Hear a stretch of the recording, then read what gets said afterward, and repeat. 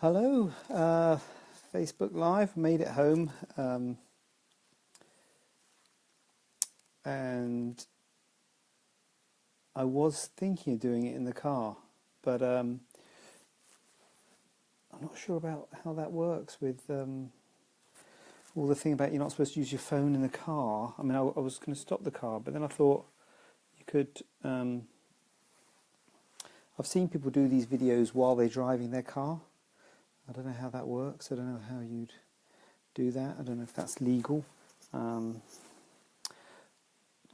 probably not very safe. If you go around a corner, you probably. They do it on Top Gear, don't they? They do lots of talking in the car while they're driving. Anyway, I didn't. I made it here, and I'm doing it like this. So we've got some questions to go through, which I will do directly. If you have any questions, please do post them, although I cannot guarantee that I will see them because I've had a lot of questions that I see after the event, so that seems to be the way it goes. But I'm at home now, as you can probably tell by the background, and I think it's a bit better here than it is in theatre, the connection. I've just answered a question actually just this minute, or just not this minute, earlier, about half an hour ago, from on Real Self about... Someone posted a question about should they have implants. They've been told that Motiva, I think it was the best implants. Then someone else said Allergan was the best implants, and then they do a lot of exercise, so should it go under the muscle? Or they're very slim, so should it go under the muscle? But they do a lot of exercise and weight training, so should it not go under the muscle? That sort of question, that type of question, is very common, and the answer to the question is really that there's no right or wrong for a lot of these things. They're absolutely right in saying under the muscle's bad if you're a bodybuilder, because it might move every time your breasts will move every time you exercise. But again, at the same time, if you're very slim, as a lot of bodybuilders are, you want the extra cover given by the muscle. So there's pros and cons of everything, and the answer to the question is go with a good surgeon, and you can't really get an answer like that on the internet, I think, is the bottom line. That's why I've got my questions here. And there's no right or wrongs. And when people say Motiva are the best implants, I always worry about anyone who says this is the best implant. I mean, if there was a best one, it's like when people say under the muscle's best, isn't it? I always say, well, if that was on best, we do it for everybody. If there's one best implant, we just do that for everybody. So there's no best implant, is my answer. They're all good and bad, and they've got pros and cons.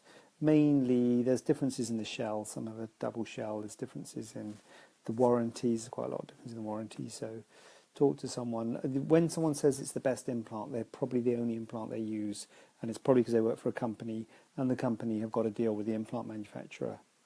So that it's a bit like I don't know how right it is to say they're the best, because they're all pretty good. There we go. That was that one, but so we've got some questions here. A couple of questions about moles, and we've got a question about breast reduction, question about MRIs and minor ops. So we'll do the mole ones first, shall we? Does excising a mole completely cut, minimise the risk of skin cancer, or does it remain underneath where the mole used to be? That's one. And then in the same vein, I'm going to lump them together.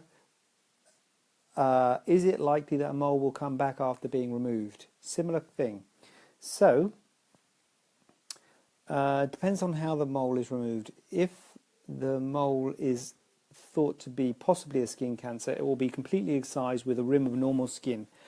Because you're taking a rim of normal skin, what you need to do when you send it away for histology. They look at it under a microscope, and they need to see a clear margin all the way around, which means to say they need to see normal skin all the way around and deep to make sure it's completely excised.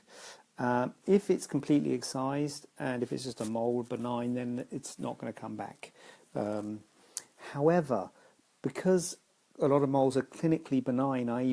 they don't look like skin cancers, and we know they're just moles and they're benign, we often either remove them with a very minimal margin and don't try and take a big rim of skin, normal skin around the outside. We try and skim the edges really tight to make the scar shorter, or sometimes you might have a shave excision which takes it off at the base and leaves a and obviously leaves any mold deep to the skin there. And so in those circumstances, there might be some mole left behind. So then there might still be a risk of skin cancer. And it can come back after it's removed. It's unlikely to come back after it's removed because it's benign and it's unlikely to, but it can come back after it's removed in answer to those questions. So yes, it can come back if it's removed with a very minimal margin, and because sometimes we leave some the other side of the margin, or if it's shave excision, then the shave excision, then there's definitely some left behind, but it's usually not a problem if you think it's not a skin cancer. If you're worried and if you want it completely excised, no problem, just say, and we can take it out completely for you. Take it with a room of normal skin. It means the scar's a little bit bigger, but if you're really worried about it, then that would be the way to go. And that's not a problem at all. And also, if it does come back, it's not a problem just to remove it again. Well, I say it's not a problem. Obviously, it's hassle, and you've got to make sure they don't charge you for it. And then another moly type question: when should you change your dressings after minor ops? Now, I know this is from one of my patients, so I'll ask it in that vein. But in the interest of public interest, I'll open it up to say that if you're having surgery by someone, you should do what they say. So if they say that you should do your dressing at a certain time, do whatever they say and don't listen to me. Listen to what the person who's done the surgery says. But in my view, I'm not a big fan of dressings at all. For any operation that I do, pretty much dressings don't last more than a week. I try and avoid dressings going past a week. And that usually depends on when the clinics are, to be brutally honest. So you normally put a dressing on, then I normally see you about a week later to take that dressing off. It's a little bit different if you've got stitches in. Stitches normally come out between 5 to 10 days, depending on what part of the body they are on. And obviously that will be where the dressing clinic appointment is. But if you've got a sutured wound, particularly if it's with a dissolved wound suture, and it's just a question of removing the dressings, I normally remove the dressings at about a week, give or take. But it can be anything from between 5 to 10 days. You can take your dressing off. The skin is healed within about 4 days. The skin takes about 4 days to heal, so it should be okay to not have a dressing after 4 days. And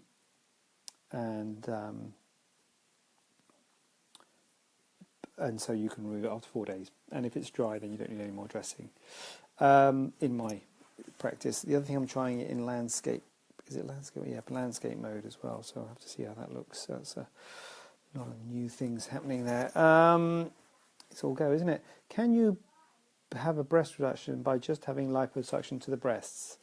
Yes, is the answer to that. It's not very common that you do that. So the indication to do liposuction as a breast reduction is in someone who is usually ill and is not fit for an anaesthetic, because it's less invasive, because it's just liposuction and it removes the heaviness of the breast. So you usually got very large breasts, very heavy, very uncomfortable, and you can do liposuction to do the breast reduction. However, because it's not removing any skin, because liposuction doesn't remove any skin, what happens is the breasts often sag more. Breasts are often sit low and droop if you need a breast reduction, and if you just remove the volume underneath the skin with no skin, you make them droop even more. So cosmetically it's not a great thing, and so it's not a good cosmetic operation to do. But for functional problems, if someone who's not fit for an anaesthetic, then or for a long anaesthetic, then it can be done. The other thing it's good for is if someone's got a bit of an asymmetry, maybe they've had a breast reduction, they've had some surgery, and they've got a bit of fullness on one side, then it is good.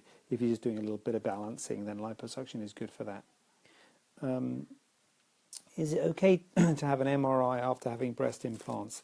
I know the patient who's asking this question, so the answer to you specifically, Emma, is yes, it is okay to have an MRI after having your breast implants. However, again, in the public interest, in the public domain, the reason for this question is because MRI is a magnet. An MRI machine has a magnet in it, and so you're not allowed any metal work when you go into an MRI machine. So they always ask you if you've got any metal work. And there are implants which have got some metalwork in them. These are expandable implants which have got a port which is like a thing underneath the skin. It's like a dome underneath the skin. They can either have an integral port, which means it's within the implant, or they can have a remote port, which is down, like it's connected to a tube, and it's usually in your armpit or somewhere else. But it's underneath the skin. It's a little dome, and it's got a little membrane in it that you can put a needle in and expand with saline. And there's a backing on there which is metal. And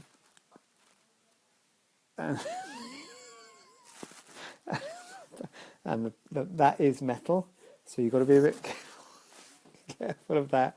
But you've got to be careful of that backing. Sorry about that interlude. I think because those sorts of implants are usually used in reconstruction. And I think they're titanium, and I think they're okay with MRI, but I would not like to be sure, because I think we had this when I haven't done reconstruction for a while, and I didn't use implants that much when I did reconstruction. I did other types of reconstruction. So again, if you're having a breast reconstruction, especially if you've got an expandable implant, it doesn't have to be breast, you use expandable implants elsewhere in the body, use them in the scalp, in the leg, to tissue, to stretch the skin if you've got a defect next to the you've got a defect to be filled.